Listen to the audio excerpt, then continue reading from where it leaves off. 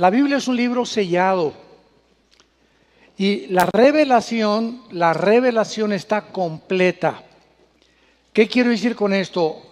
Después de que la Biblia se cerró, o el canon de la Biblia en el siglo I, Dios ya no tiene nada que decirnos acerca del cielo, del infierno, ni de ninguna otra cosa que vaya a suceder.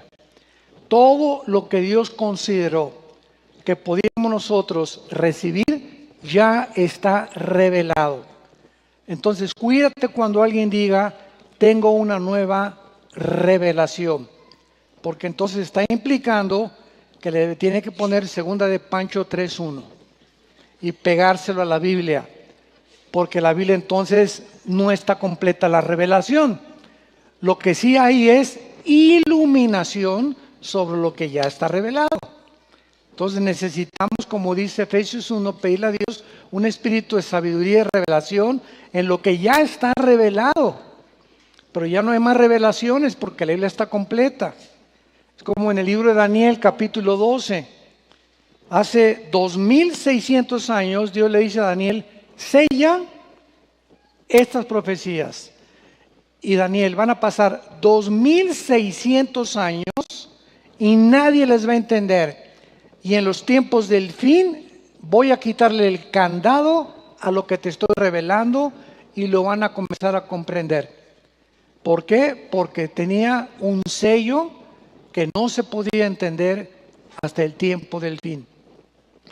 Y si realmente nos encontramos en los tiempos finales, como lo creemos que así estamos, entonces va a venir muchísima luz del Espíritu Santo para todos ustedes, estudiantes, diligentes, discípulos verdaderos de Jesucristo, todos esos Danieles del siglo XXI que escudriñan, que llegan al estudio con hojas, que apuntan, que traen su Biblia, que tienen una disciplina para conocer las Escrituras. A ellos el Espíritu Santo les va a iluminar para que entiendas más lo que no entendías la semana pasada, ni hace un mes y menos hace un año. Entonces la iluminación es progresiva, la revelación ha sido finalizada. Ya no hay más revelaciones, hay más iluminación para entender lo que está ya escrito. En Daniel 12 también le dice Dios a Daniel, los entendidos se entenderán en los últimos tiempos. Por ejemplo, una vez me dijeron, oiga, ¿de dónde sacó usted la doctrina del rapto? En el siglo XVI y XVII y XV nadie hablaba del rapto. Le dije, cabeza de calabaza. Por la sencilla razón, ¿verdad?, que el arrebatamiento Dios consideró, ahí está en Juan 14, 1 de Corintios 15, 51 y 52, primera de Tesalonicenses 4, 16 y 17. Es una doctrina que está en la Biblia, pero no se había entendido ni se había predicado con tanta amplitud ni profundidad, porque Dios considera que mientras más cerca estemos de su venida, más preparemos a la gente, a su pueblo, con este conocimiento, que vamos a desaparecer millones de personas muy pronto del planeta Tierra. Entonces Dios va iluminándonos y Dios nos va dando conforme nos acercamos a la culminación de su plan profético. Muy bien.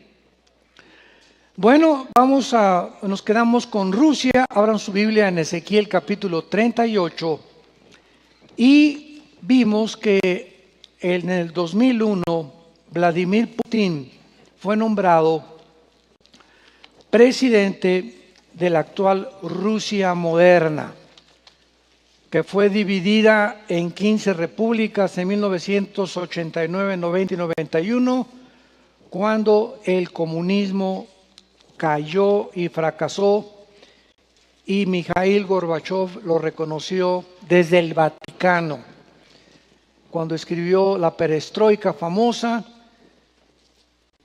confirmando y reconociendo que había fracasado esta ideología de sistema de gobierno, junto con el socialismo, que es la misma gata pero revolcada, como decimos vulgarmente. En Ezequiel capítulo 38, hace 2600 años, la Biblia nos revela que antes de que Cristo venga, se va a unir Rusia, Irán, Turquía, Indonesia, Etiopía y naciones musulmanas para tratar de invadir a Israel. Es increíble que cuando Ezequiel escribió este libro, como otros profetas, en ese tiempo la palabra Rusia no existía, la palabra Irán no existía. Y aunque muchos nombres en la Biblia de naciones modernas, por ejemplo, ahorita tenemos cuando se dio la Yugoslavia, ¿verdad? Junto a Grecia, los croatas, ¿verdad? Y vinieron los eslovenos y vienen otras naciones que han sido formadas después de la Segunda Guerra Mundial, pero sin embargo existía el lugar geográfico. Entonces, ¿cómo podemos saber o cómo podemos localizar que las naciones que se están mencionando son las que actualmente llevan el nombre de Rusia o Turquía o Irán? Simplemente porque la Biblia nos revela los lugares geográficos. Y partiendo de ese punto de vista podemos darnos cuenta con la etimología de Génesis capítulo 10. En capítulo 10 de Génesis se encuentran 70 naciones descendientes de los 3 hijos de Noé: Jafet, Cam y Sem. De estos 3 hijos de Noé, la Biblia dice en Génesis 9 y Génesis 10, toda la raza humana desciende. Cuando vino el diluvio, se acabó la raza humana y se formó una nueva generación porque estaba tan contaminada y tan corrompida la genética del ser humano que Dios tuvo que llegar a esta decisión, ¿verdad?, tan drástica de extinguir y que se murieran animales y personas y todo, y volver a comenzar otra vez de la contaminación de la raza humana. Entonces, en el Génesis capítulo 10 se encuentran los 3 hijos de Noé y las naciones que descienden de cada uno de ellos. Por ejemplo, de Jafet. De Jafet, apúntalo, descienden los anglosajones o todos los europeos. Lo que se le llama como la raza blanca, vienen de Jafet. De Sem, todo lo que es el Medio Oriente y el Asia Menor, todos los semitas, la mayor parte de los chinos, la mayor parte de los orientales, Filipinas, Indonesia, India, etcétera, etcétera, y de Cam, el continente africano. Entonces, hay 3 divisiones de la raza humana bíblicamente: los europeos, los asiáticos del Medio Oriente y los africanos. Entonces, cuando venimos a la Biblia, podemos ver, por ejemplo, que los nombres que vamos a ver ahorita en Ezequiel 18, por ejemplo, Mesec y Tubal, que se encuentra en el versículo 2, venían y descendían, ¿verdad?, de Génesis capítulo 10. En el versículo 5, Persia, Cus y Fut, capítulo 10, versículo 6, descendientes de uno de los 3 hijos de Noé, y así podemos localizar el área geográfica donde se encuentran actualmente. Habiendo dicho esto, vamos a lectura a los primeros 6 versículos de Ezequiel 38, y dice así: vino a mí palabra de Jehová, diciendo: hijo de hombre, pon tu rostro contra Gog en tierra de Magog, príncipe soberano de Mesec y Tubal, y profetiza contra él, y di: así ha dicho Jehová el Señor, he aquí yo estoy contra ti, oh Gog, príncipe soberano de Mesec y Tubal, y te quebrantaré, pondré garfios en tus quijadas, te sacaré a ti y a todo tu ejército, caballos y jinetes, de todo equipados, gran multitud con paveses, escudos, con ellos espadas. Pongan mucha atención en el versículo 5 y 6.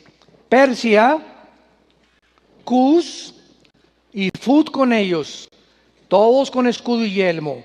Número 4, Gomer y todas sus tropas. Número 5, la casa de Togarma.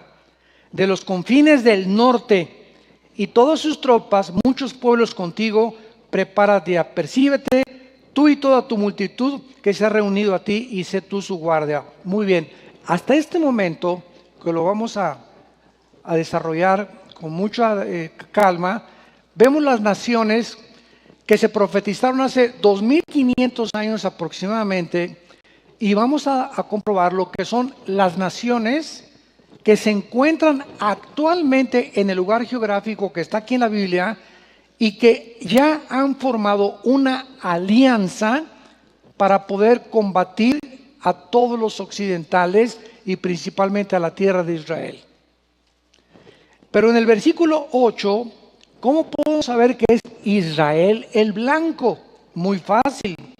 De aquí a muchos días, versículo 8, serás visitado. Al cabo de año, vendrás a la tierra salvada de la espada, recogida de muchos pueblos, a los montes de Israel. A los montes de Israel, que fueron una desolación, mas fue sacada de las naciones y todos ellos morarán confiadamente. Para que esta profecía pudiera ser cumplida en nuestros tiempos que vivimos en el siglo XXI, número 1, Israel tenía que haber regresado a su tierra, ¿verdad? Porque claramente la invasión es contra la nación de Israel. Entonces, qué importante fue el regreso de Israel en mayo del 48, que ya lo vimos, para que todas las demás profecías donde está involucrado Israel pudieran alinearse o pudieran rodear esta profecía de Israel y pudiéramos comenzar a poner las piezas del rompecabezas ya en el orden cronológico en el cual Dios nos va a ir iluminando, que las vayamos colocando. Entonces, es un trabajo tremendo, ¿verdad? El estudio de la Biblia, sobre todo la escatología, es una de las ramas de la teología más profundas que hay en la palabra de Dios. Muy bien, vamos a comenzar y vamos viendo que en el versículo 2 se habla de una persona llamada Gog, que en el capítulo 38 y 39 se repite más de 8 veces, y la palabra Gog en el hebreo es líder o jefe de un ejército. Es un líder o un jefe, la palabra Gog. Magog. ¿Qué dice la historia de los magogitas? Los magogitas lo puedes consultar en cualquier enciclopedia, en cualquier internet. Los magogitas descendían de los escitas y eran los conquistadores, o fueron conquistados después por los godos, los cuales eran germanos. Y los magogitas fueron los que fundaron el Imperio Romano.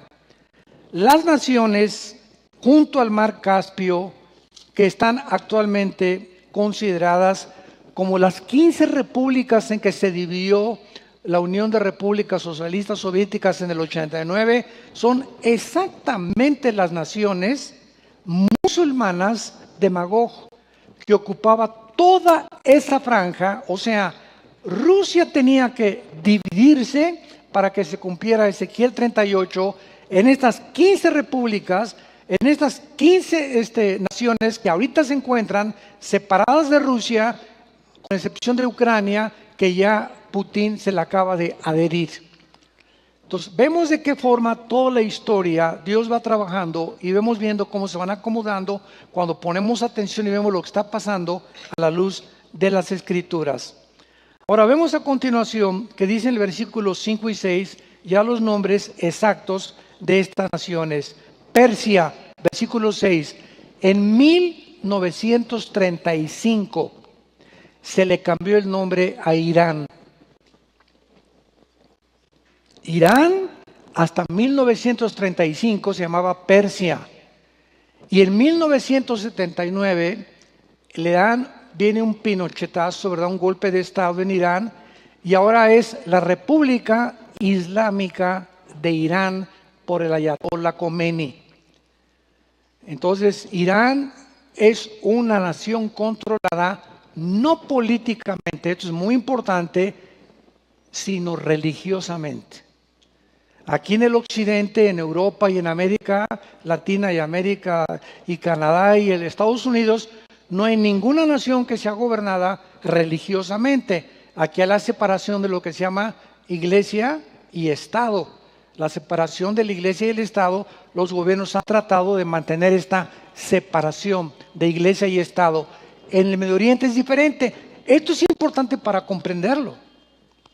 Porque si no comprendemos la mentalidad, lo voy a tratar de desarrollar para que darles a ustedes una idea. Si no comprendemos la meta del Medio Oriente, no entendemos las profecías bíblicas.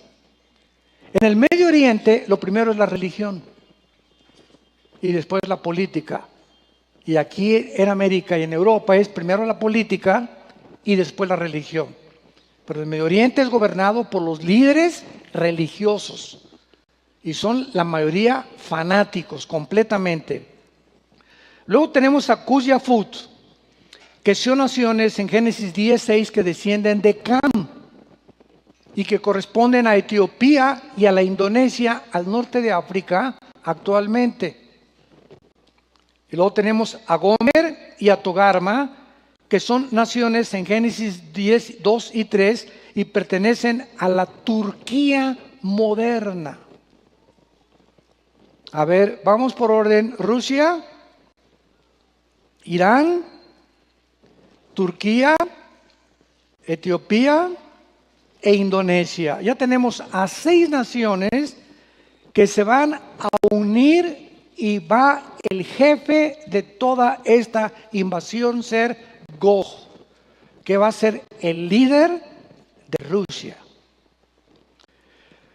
Regresamos al siglo XXI. Y nos damos cuenta que en 2006, 2007, 2008, más o menos en esos 3 años, Vladimir Putin, que era uno de los jefes de la KGB, la policía secreta de Rusia, Yeltsin, el que era presidente de Rusia antes de Putin, cayó en el alcoholismo y lo tuvieron, bueno, casi se muere, ¿verdad? Y parece que sí, efectivamente terminó con un ataque al corazón. Entra Putin, que es un deportista, es campeón, cinta negra en judo. El actual ministro de Rusia no toma ni bebe, le encanta nadar y todo. Él es un deportista completo, ¿no? Es una persona con mucha visión, es una persona que ahorita es el hombre más poderoso del mundo. No es el presidente de Estados Unidos, ya no hablemos ni siquiera de Inglaterra. Ahorita solamente en Europa ha sobrevivido Alemania. Me dio mucho gusto oír hace unos días que Angela Merkel, la primera ministra de Alemania, va a volver a ser reelegida por 4ª vez. ¿Por qué me dio gusto? Porque es cristiana. Es la única líder, qué vergüenza para los hombres. La única líder en el mundo cristiano es mujer. Sus papás eran pastores anglicanos en Alemania y sacó artículos en la revista Time con su cara ahí enfrente. Le doy gracias por la herencia de mis padres. Y hace poco en una reunión que hubo hace como 15 días, invitó a las naciones de Europa que regresaran a la Biblia y que regresaran a Dios. Entonces, qué interesante que Alemania sea ahorita la única nación que sobrevive en Europa, porque España, apúntalo, Portugal, Italia y Grecia se hundieron económicamente. Cuando fue formada la Unión Europea, que vamos a hablar un poco más adelante de ella, en 1957 con el Tratado de Roma, vino un sueño de un francés de reunificar Europa después de que la Segunda Guerra Mundial quedó devastada completamente. Se juntaron varias naciones y después se formó la Comunidad Económica Europea, después de que se formó el Tratado de Roma.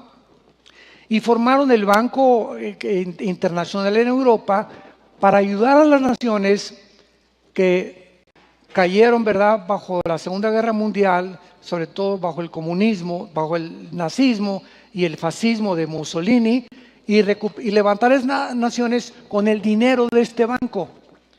Entonces, cae España, Portugal, Grecia y Portugal, España e Italia, las cuatro naciones caen económicamente, y entonces Alemania se encarga de prestarles dinero para poder levantarlas. Esto era la Comunidad Económica Europea, después fue la Unión Europea. Entonces, Inglaterra, para que entiendan cómo está la cosa, Inglaterra, al darse cuenta de que iban a tener una sola moneda, el euro, que ya está vigente, Inglaterra piensa diferente, porque piensa muy occidentalmente, y dice, no nos conviene seguir en la Unión Europea, aunque tengamos contratos de compraventa, de exportaciones e importaciones, no nos conviene continuar con Europa, porque además de los taxes o los impuestos tan grandes que estamos pagando, tenemos que independizarnos y tenemos que buscar nuestro propio camino, porque vemos a Europa hundirse. Y esto es lo que se llamó hace algunos meses el Brexit, que es de Bretaña, exit en inglés es salida. Inglaterra se sale de la Unión Europea. Y entonces se pone a temblar Alemania, porque es la única que estaba sosteniendo, era la mamá, y se va a Inglaterra, que estaba ayudando un poco más, y Francia es la segunda, que está ahorita después de Alemania, ayudando a Alemania a levantar Europa. Y entonces viene la migración de los refugiados. Vean nada más cómo se conjuga todo. Comienzan más de 6 millones de sirios, iraquíes, kurdos de todo el Medio Oriente a entrar a Europa y a que les den comida, unos con el pretexto de que realmente estaban, ¿verdad?, los del ISIS, que después a ver si nos da tiempo de hablar de ellos, arrasando y matando a los niños y a las mujeres. Y llegan a Europa los musulmanes hace algunos años, y principalmente llegan a Inglaterra, a Francia y a Alemania, y ahorita solamente en Londres, el presidente municipal de Londres es musulmán. Y en Londres hay más mezquitas musulmanas que iglesias cristianas. Hay más mezquitas ahorita en Inglaterra que el cristianismo. O sea, el cristianismo está desapareciendo de Europa. Pero además de esto, fíjense usted lo que está pasando. Además de esto, por cada europeo que nace, porque los europeos ya no quieren tener hijos. Europa es un país, es un continente ya de la tercera edad. Ya no quieren tener hijos los europeos. Por cada europeo que nace, nacen 7 musulmanes. Como conejas se multiplican las musulmanas. Entonces, ¿qué sucede? De acuerdo a un análisis que acaban de hacer, en los próximos 10 años, escuchen, en los próximos 10 años, Europa es un continente musulmán.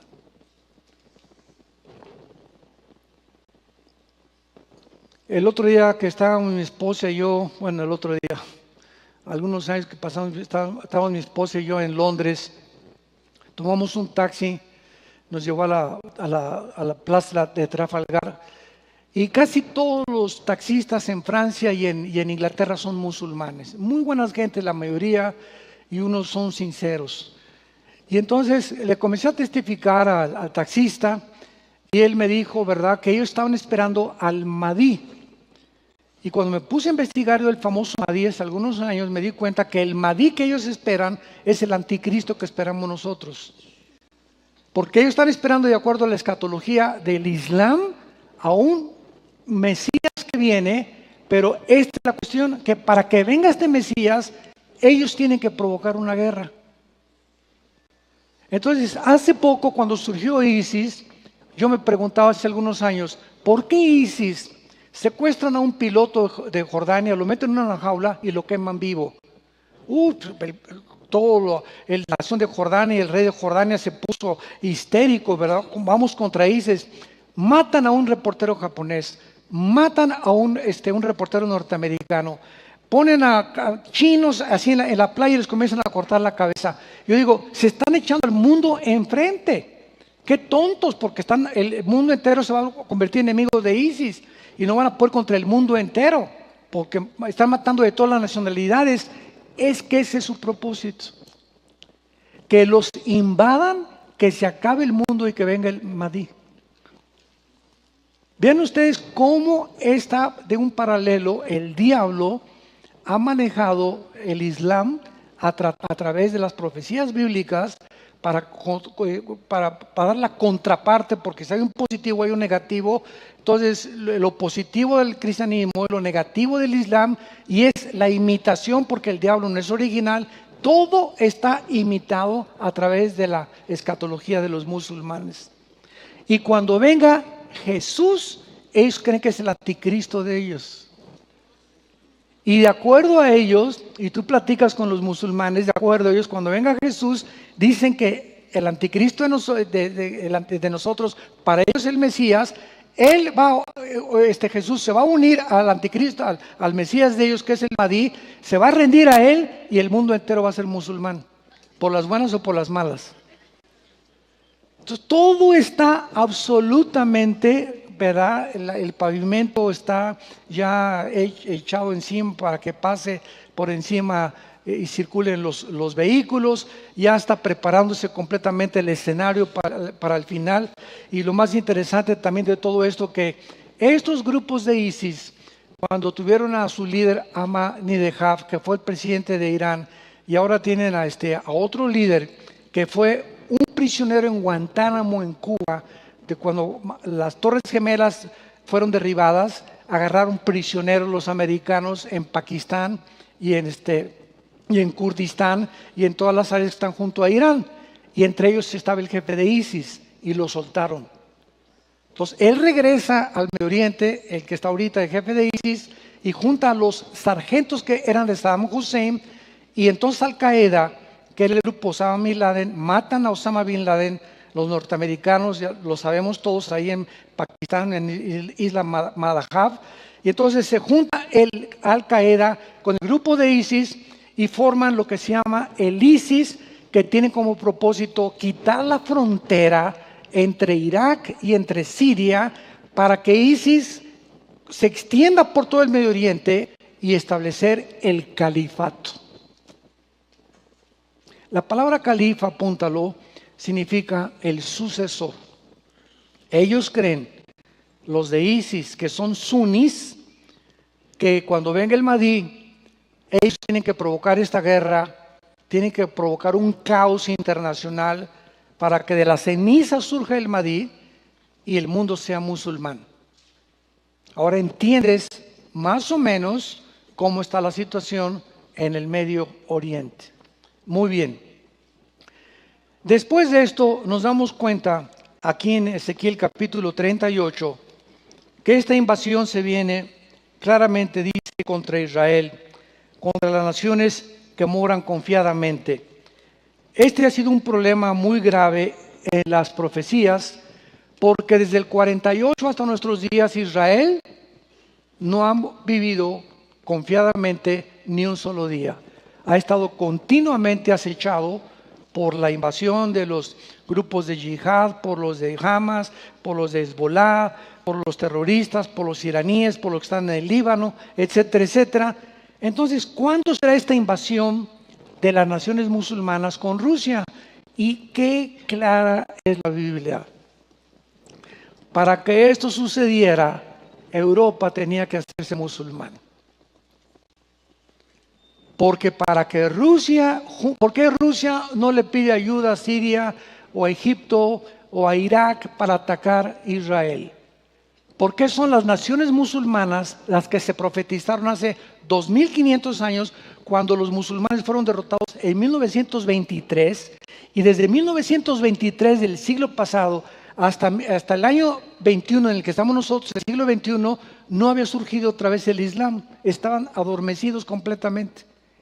Y surgen de repente, otra vez, y se forma ISIS, y se forman los ataques terroristas, y se forman todos los musulmanes, y llegan a Europa para los refugiados, y están invadiendo casi todas las naciones, y violando mujeres, y provocando terrorismo, para que las profecías bíblicas se puedan cumplir ante nuestros propios ojos. Así que esto es maravilloso. Ahora la pregunta es la siguiente. Si es verdad que cuando Cristo regrese, las naciones que sobrevivan, las dos guerras, porque faltan dos guerras ahorita antes del Armagedón, que es la tercera guerra mundial.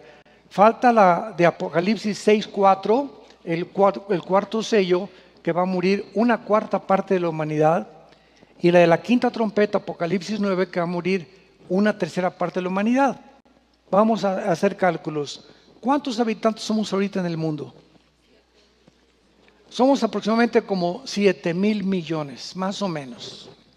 7.6, 7.5 por ahí, según el almanaque último mundial. Muy bien, si estamos hablando que van a morir la primera vez una cuarta parte, estamos hablando de 2,000 millones de personas. Y si en la quinta trompeta muere una tercera parte, esto significa que cuando Cristo venga, solamente una tercera parte de los seres humanos estará viva.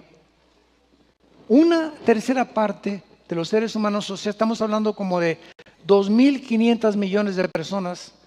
Ahora, ¿qué continentes van a desaparecer? Qué interesante, porque cuando venga Cristo, las naciones que los profetas hebreos mencionaron que se iban a encontrar vivas y activas cuando venga Cristo, son naciones musulmanas.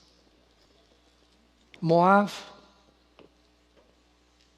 principalmente todos los descendientes de Lot de Génesis capítulo 19. Ahora miren qué cosa más interesante en el libro de Zacarías. Todavía no se vayan de Ezequiel, pónganle una marca. Zacarías se encuentra casi antes de Mateo, para que no se vayan cerca de Génesis.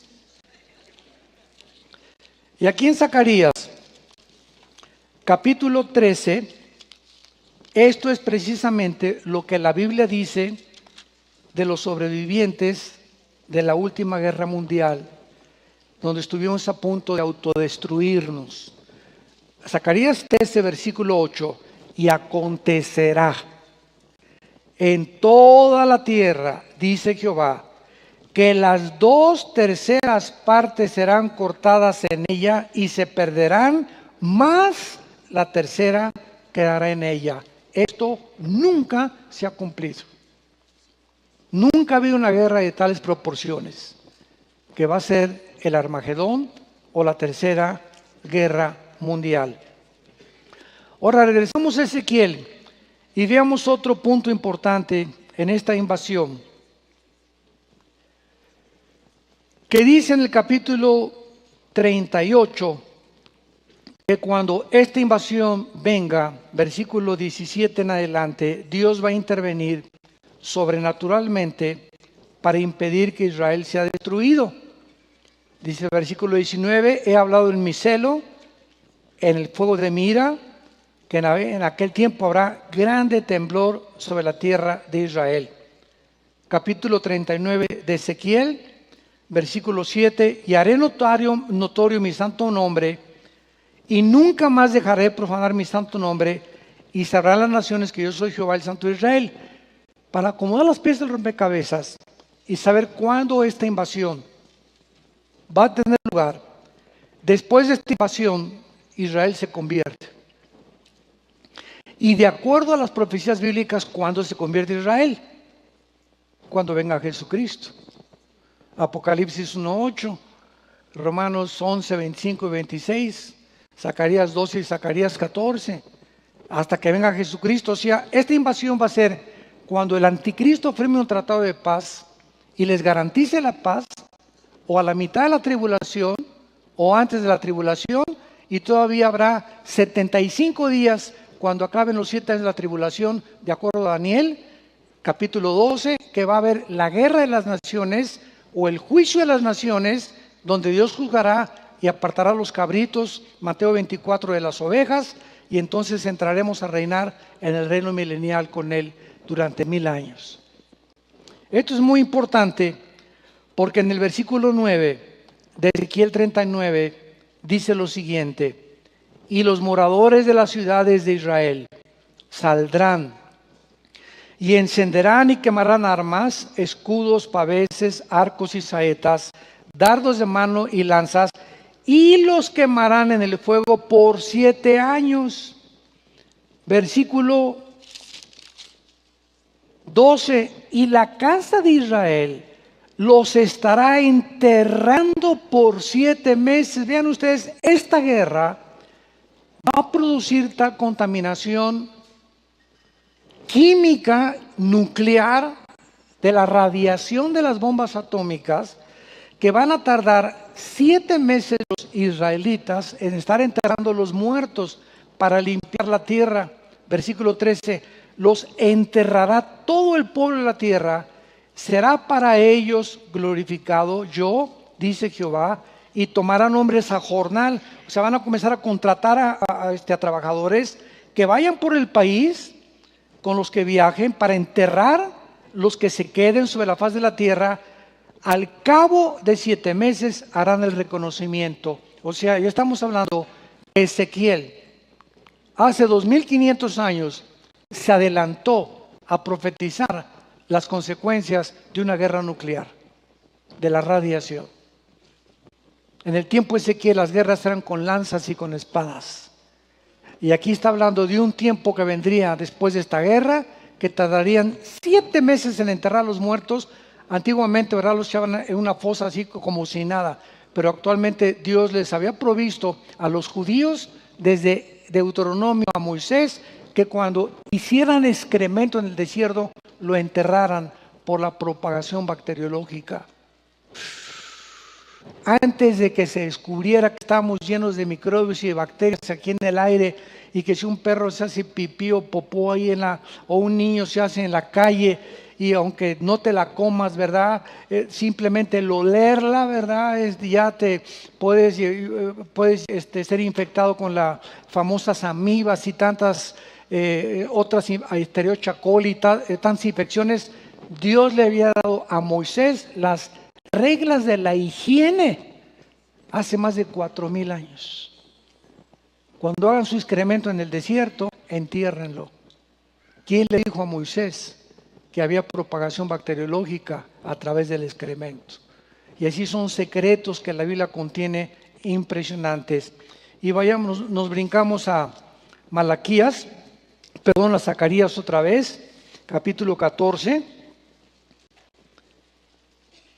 Y este profeta también anuncia lo que pasó en 2 ciudades japonesas en 1945 con 2 bombas atómicas soltadas por el avión Enola Gay norteamericano en Hiroshima y Kawasaki. Dice el versículo 12, esta será la plaga con que herirá Jehová a los pueblos que pelearon contra Jerusalén. Zacarías 14:12. La carne de ellos se corromperá estando sobre sus pies, se consumirán en las cuencas sus ojos y la lengua se les deshará de su boca. Estas consecuencias son exactamente las que experimentaron en las ciudades japonesas que soltaron las bombas atómicas con 3 días de diferencia en el 45 los americanos, que inmediatamente el hongo que se formó, ¿verdad?, a más o menos como a 10 kilómetros, la gente que estaba a 10 kilómetros no sintió nada de la noche, pero así en fracciones de segundos se les hundieron los ojos, se les consumió la lengua, se desaparecieron, se convirtieron en ceniza por los rayos infrarrojos y los rayos gamma que provocaban. Cada partícula de la bomba atómica tiene 500 sustancias radiactivas. Cada partícula de la bomba atómica. Ahora, el loco de Kim Jong en Corea del Norte quiere probar una de hidrógeno, que es 15 o 20 veces más poderoso que una atómica. Y el otro día leí un artículo que estaban examinando algunos astrofísicos, unos vulcanólogos y otros expertos, cuál es el efecto si este hombre suelta la bomba de hidrógeno en el océano, porque dice que la quiere probar ahí. ¿Qué efectos tendrá el Atlántico si este loco prueba y avienta la bomba de hidrógeno? ¿Qué efectos tendrá?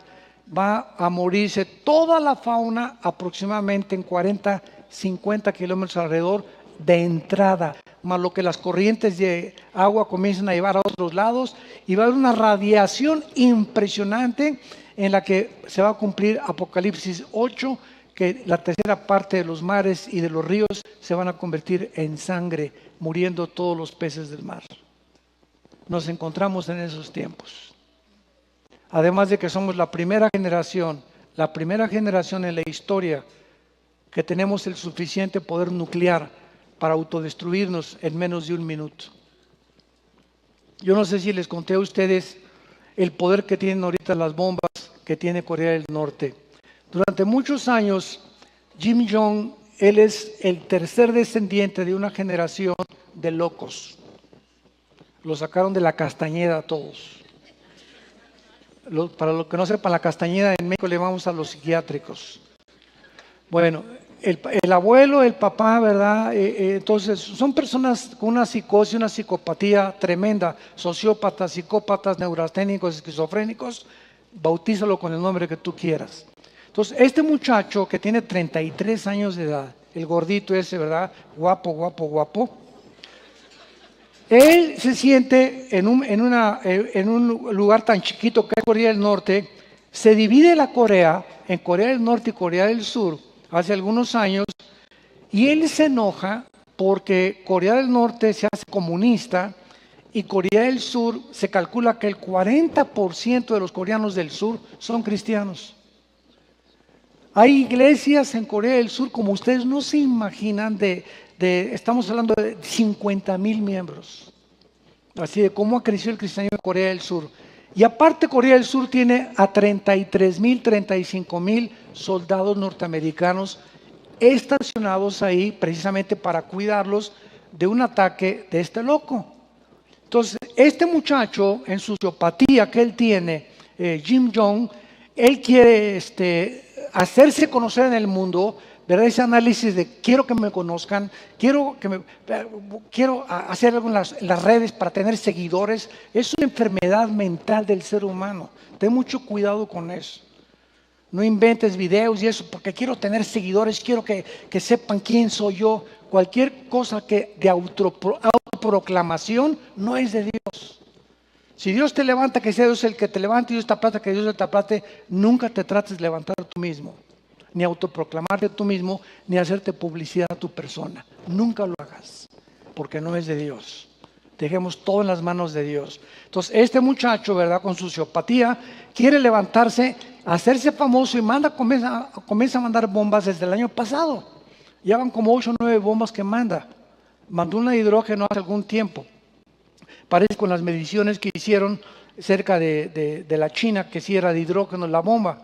Entonces, este muchacho está enojado con Corea del Sur y quiere reconquistar Corea del Sur. Estados Unidos manda soldados para defender a Corea del Sur y a la isla de Guam, que está como a 12,000 kilómetros de Corea del Norte, ahí en el mar, cerca de Indonesia y las Filipinas y de Taiwán, y cerca también de Honolulu y de Hawái. Entonces, en la isla de Guam hay 20,000 soldados, en Corea del Sur hay 35,000 soldados. Si este hombre manda una bomba a Corea del Sur o a la isla de Guam, donde están los soldados norteamericanos, Estados Unidos tiene que intervenir forzosamente. A fuerza tienen que intervenir. Ahora, muy bien, si Estados Unidos interviene Rusia e Irán contra Israel. Porque si interviene Estados Unidos, Israel, que es la única nación democrática en el Medio Oriente y aliada de Estados Unidos, tiene que entrar a ayudar a Israel. Y si entra Israel, se desata la guerra del cuarto sello. Nosotros ya no estamos aquí. Imaginémonos en qué punto nos encontramos de la historia. Ya está el mundo a punto, estamos en el siglo XXI con la tecnología, el internet, iPhone 7, iPhone 8, bla, bla, bla, bla, bla, iPad y la computadora y el hombre en la luna y vamos a mandar a Marte y luna de miel en la luna, etcétera, etcétera. Y estamos en un mundo de Disneylandia, ¿verdad? Tan lejano de la realidad en el mundo que estamos a punto de la Tercera Guerra Mundial. Nunca ha habido la naturaleza se está volviendo contra nosotros ya, porque en la Biblia el pecado está unido a la naturaleza. Y cuando nosotros pecamos, sobre todo con el pecado de la inmoralidad, la naturaleza se vuelve contra nosotros. De ahí porque hay tsunamis y tornados como nunca, hay inundaciones. Es increíble lo que acaba de pasar en el norte de California, en el Napa Valley, donde están los vinos del Napa Valley. Ya vieron que hay más de 3.500 casas hechas ceniza. Nunca había habido esto en Estados Unidos. Todo un Walmart, pero completamente achicharrado. Un McDonald's achicharrado, un banco achicharrado. Pero así son hectáreas de personas, más de 300 desaparecidos, muertos con llamas. Había oído que se ahogan en inundaciones, pero oye, lo que pasó en California y parece que ya se está calmando. Nunca en la historia ha pasado eso, que murieran tantas personas quemadas. Nosotros tenemos una sobrina, Cristian y Eric, que Eric estaba también, ustedes lo conocen a Eric, cuando teníamos la iglesia del sur ahí en el Monte Carlo, junto al estadio del Cruz Azul. Nos dice mi sobrina: tío, estábamos aquí porque ella vive cerca de las Alamedas, cerca de San Francisco, y dice: tío, estábamos como a 2 o 3 kilómetros, veíamos el humo y en menos de un minuto estaba enfrente de nosotros. Pero así no les dio tiempo a miles de personas ni de sacar sus guaraches. Entonces, estamos en un mundo que, ¿qué está pasando? ¿Qué está pasando? Entonces, estamos acercándonos, ¿verdad?, a todas las profecías bíblicas que están mostrándonos que nos encontramos verdaderamente en el último sistema de gobierno que puede existir. Ahora, aquí mismo en Zacarías, vamos al capítulo 5 y veamos otra profecía que va unida. Apocalipsis 18. En otras palabras, el mundo, de acuerdo a la Biblia, hace 2500 años se dirige al comercio. ¿Me escucharon? El mundo, de acuerdo a la Biblia, se dirige al comercio. Pero cuando estamos hablando del comercio, no estamos hablando solamente de vender mandarinas y naranjas, ni cupcakes. Estamos hablando que se dirige al tráfico humano. Lo vamos a ver en Apocalipsis 18.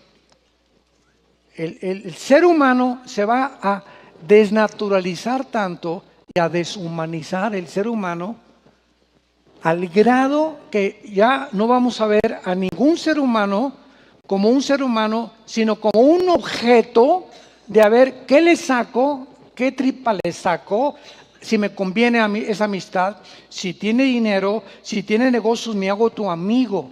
Pero el día que te metan a la cárcel y que ya no seas mi amigo, ya ni siquiera me reconozcas.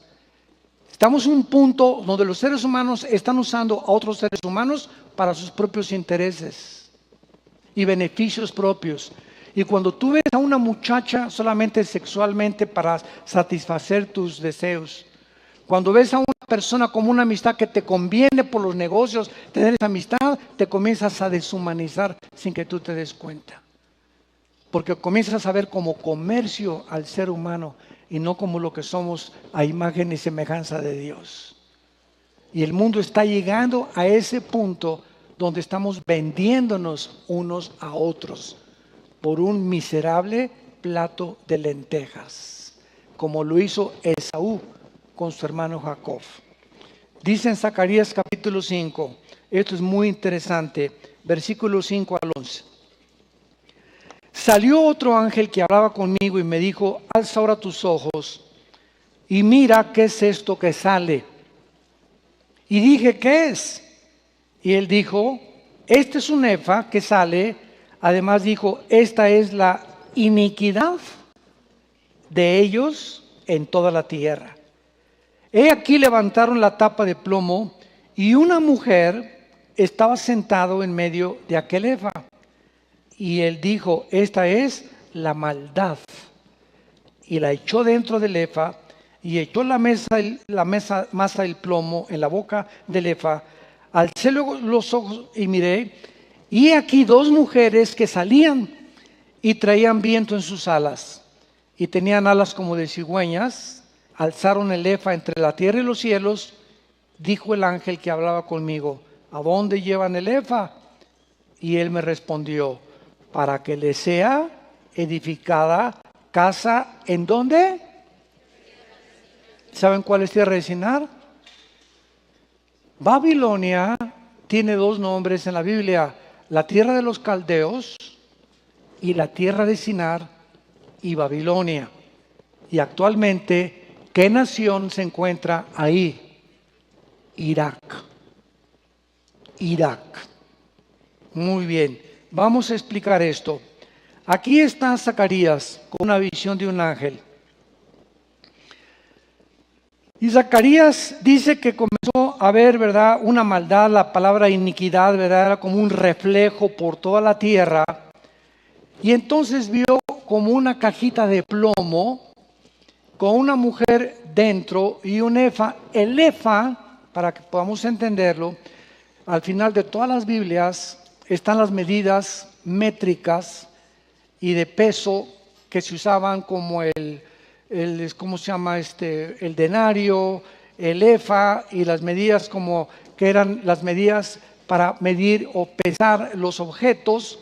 No usaban el sistema métrico decimal, ni las yardas, ni los pies, ni las pulgadas que usamos actualmente. Entonces, el Efa era la medida que usaban los hebreos o los judíos para medir la harina o el trigo. Entonces, el Efa es una medida o un símbolo, apúntalo, del comercio. Era el símbolo del comercio, el Efa. Vamos a interpretarlo de esta manera. El Efa está guardado con una mujer y lo ve volar. Y entonces dice el versículo 8, dijo: esta es la maldad, y le echó dentro del Efa y la masa del plomo en la boca del Efa. En ese momento se cierra la caja de plomo, y es plomo para que nadie lo pueda ver, y se encierra ahí. Y vemos que hay una mujer, que es la mujer ramera de Apocalipsis 17, la maldad, que está simbolizada o tipificada por una mujer. Ya vimos que hay la mujer, la ramera, y la fiel, que es la de Cristo, la iglesia apóstata y los fieles de Cristo, que permanecerán fieles hasta el final de sus vidas. Entonces vemos que Zacarías ve que va volando la cajita con el Efa. Dice: ¿a dónde la llevan? Y dice: la llevan a Irak. La llevan allá. Dos mujeres con alas de cigüeña la llevan allá. Es la maldad. O sea, de acuerdo a esta profecía, ya no va a ser Wall Street en Nueva York. El centro del comercio mundial va a ser Irak. Y lo confirma Apocalipsis 18. Ha caído Babilonia, y los reyes de la tierra harán lamentación por él. Ahora vayamos rápidamente a Apocalipsis 18 y veamos las características. Y vuelvo a repetir, la Biblia profetiza que el centro del comercio mundial se concentrará en el Medio Oriente. Lo más interesante de todo esto es que en México, ya para no irnos al Medio Oriente, ¿sabían ustedes que el 65% de los profesionistas en México, estoy hablando abogados, licenciados, veterinarios, médicos, el 65% de personas en México que tienen un título universitario viven del comercio y no de su profesión, porque no hay chamba? Ayer venía con mi cuñado, yo en la carretera Toluca, que no pudimos llegar, nos quedamos en la fuente de petróleos. Pasando la caseta de Toluca, había un retén de federales y nos pararon. ¿Por qué? Porque traigo yo colgado ahí una credencial que me dieron de derechos humanos. Me nombraron miembro honorario de derechos humanos, me dieron el título de inspector de derechos humanos, y yo ahí traigo mis credenciales en la camioneta. y me pararon para ver qué era lo que significaba y platicamos ahí con ellos y todo lo que ustedes digan, ¿no? Y me dice uno de los federales, me reservo su nombre, me dice, mire, quiero decirle algo, yo soy licenciado y estoy trabajando de policía federal. ¿Y sabe por qué? Me dice, porque no hay trabajo. Nosotros pertenecíamos, me dijo, a un grupo que el presidente le llamó la gendarmería. Iba a ser un grupo élite de la policía en México donde iban a contratar a puros profesionistas. O sea, que la policía no fueran de primaria, sino que tuvieran un título profesional. Pero ¿qué fue lo que pasó? Que se frustró este proyecto político, militar, policíaco en México, que no había presupuesto para pagarles, porque lo más que les pagaban eran 6,000 pesos mensuales. Así me lo dijo este hombre ayer. Me dice, nos estaban ofreciendo 6,000 pesos. Me dice, yo soy abogado, graduado en la universidad en la UNAM. Entonces este grupo, la gendarmería, querían a puros profesionistas. Oiga, pero no vivimos con menos de 10,000 pesos, por el amor de Dios. Entonces se deshizo este grupo y comenzaron a buscar a quien chamba, ¿verdad?, en lo que puedan. Pero esto es increíble, ¿verdad? Yo me he encontrado taxistas aquí que son abogados también. El otro día me encontré un médico que salió de medicina de la facultad, ¿verdad? Y que tiene un puesto grandísimo en Tepito. Y le está yendo mejor vendiendo cosas en Tepito que en su propia clínica que quiso fundar y que el gobierno no le ayudó a poder desarrollarla. Entonces, qué increíble es que ahora un título ya no te sirve de nada. Ahora, si no conoces y tu compadre el diputado no es diputado, aunque tengas un título y una maestría y política y derecho y ciencias políticas, no te sirve de nada, porque aquí no es lo que conozcas, es a quién conoces, ¿verdad? Es qué relaciones tienes las que importan. Y si no tienes título, pero eres amigo de alguien influyente, te nombran secretario hasta de cualquier secretaría, porque eres compadre del que bautizó a mi hijo. Eso es clásico. Bueno, es increíble que todo esto va, ¿verdad?, aunado a lo que estamos viendo en Zacarías de Apocalipsis 18. Y ven Apocalipsis 18, versículo 11, donde se describen las mercaderías a las que el mundo llega concentradas ahí en la tierra de Sinar, que lo mencionó Zacarías 5, y dice, los mercaderes de la tierra lloran y hacen lamentación sobre ella, porque ninguno compra más sus mercaderías. Pongan atención. Mercaderías de oro, plata y piedras preciosas, perlas, o sea, puras piedras preciosas. Luego telas, lino fino, púrpura de seda, de escarlata, luego madera olorosa, objetos de marfil, objetos de madera preciosa, de cobre, hierro, mármol. Versículo 13, perfumes, canelas, especias aromáticas, incienso, mirra, olíbano, vino, aceite, bebidas alcohólicas, flor de harina, trigo, bestias, ovejas, caballos, carros, esclavos. ¿Y en qué termina? Almas de hombres. El negocio ahorita más grande en el mundo ya no son las drogas ni la prostitución, es el tráfico humano. No sé cuántos de ustedes, muy pocos de ustedes están conscientes de lo que está sucediendo en México, en el mundo entero, con el tráfico humano. ¿Saben ustedes que a México llegan cientos de rusas, eslovenias, europeas a prostituirse en las casas más, les llaman call girls?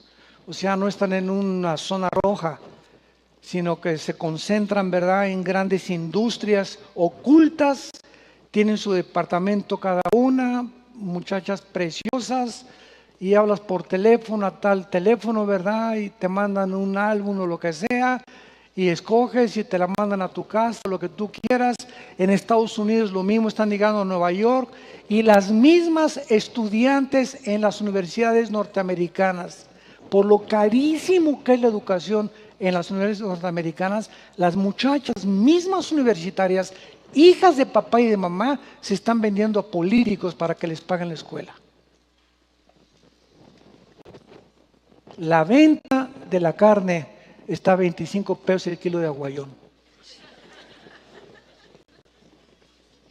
Es impresionante la deshumanización a la que el ser humano está llegando. Padre, te damos gracias en esta tarde por tu preciosa palabra. Oh Dios, por abrir nuestros sentidos espirituales a la voz de tu Espíritu y poder, Señor, ser sensibles a tu voz. Estamos en un mundo enfermo, un mundo descompuesto, un mundo que no funciona sencillamente porque te han sacado de la ecuación. No te toman en cuenta ni tus mandamientos ni tus leyes de conducta, de ética y de moral. El hombre se ha elegido en un Dios. Ha creído la mentira satánica de ser Dios y hemos llegado a un punto, Señor, de nuestra propia autodestrucción. Pero gracias por traernos la esperanza de la resurrección de los muertos, porque aguardamos la esperanza bienaventurada de Jesucristo en los aires. Jesús, ven pronto, dice tu iglesia. Oh Jesús, ven pronto por nosotros. Y mientras tú vienes por nosotros en el tiempo que en tu soberanía has escogido, usa nuestras vidas para hablar de ti, para gritarle al mundo: sálvese el que pueda, arrepiéntanse, arrepiéntete de tus pecados. La vida no es solamente trabajar y hacer dinero y vivir para explotar a los demás. La vida es conocerte, porque esta es la vida eterna. Si hay alguien en esta tarde que quiere invitar a Cristo a su vida por primera vez, tal vez veniste como un invitado o por curiosidad, ábrele tu corazón a Jesús. No te estoy invitando a ninguna religión,